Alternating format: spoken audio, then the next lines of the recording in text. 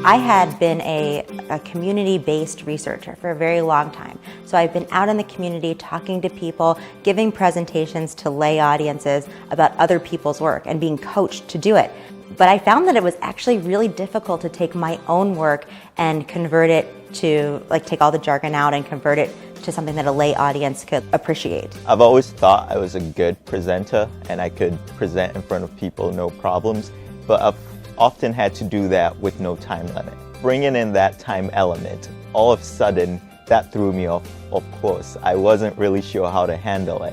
Why I decided to do it was basically to see my potential.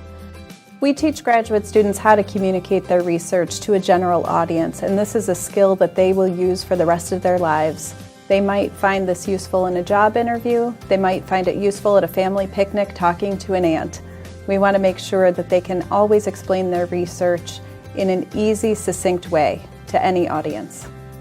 I would definitely recommend other people to do this because this kind of narrows down your very huge research question. You get to know so much more about your research and you're in the process of analyzing yourself whether your research question does really matter or it doesn't.